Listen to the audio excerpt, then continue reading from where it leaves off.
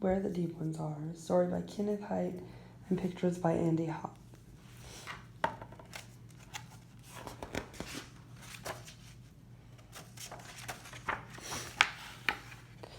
When Bobby would yell for seconds on fish and thirds, his mother said his big mouth would give him brain fever like his cousin Larry Marsh. How would he like that? And Bobby said, just fine, and his mother sent him to the room without any fish at all. That very night, Bobby's room, he heard rushing water, and it got louder and louder until it washed his walls.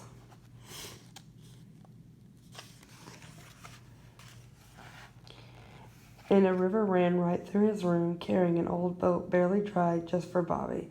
And he sailed down the river and under wooden bridges and past tumbled walls to Innsmouth.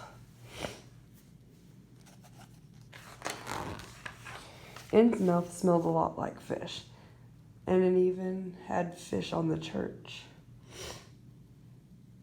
But when Bobby tried to go there, an old man told him, no, that's where the Deep Ones are. The Deep Ones never die. They came from the South Seas with Captain Marsh and took over the church. And they gave Deep One gold to all the pretty girls in town and took them dancing under the ocean in Wild Rumpus. And nobody ever saw the girls again. Bobby said, my cousin's name is Larry Marsh.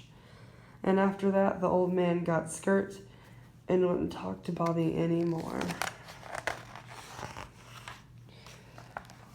But Bobby still smelled fish, so he went to the hotel for dinner.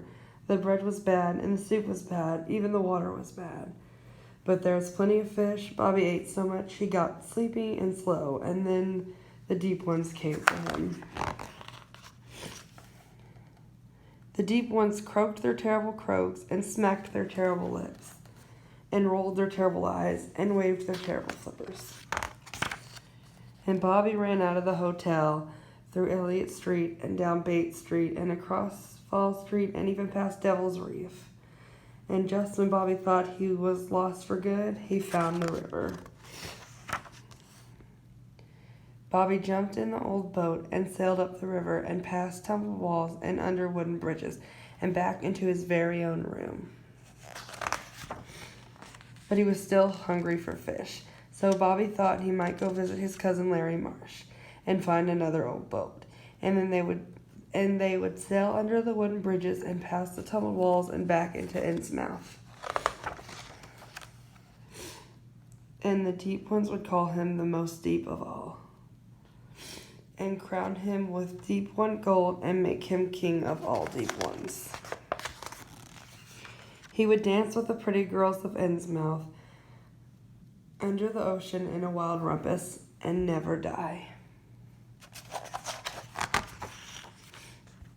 And he would yell at the fish he wanted and anything else too.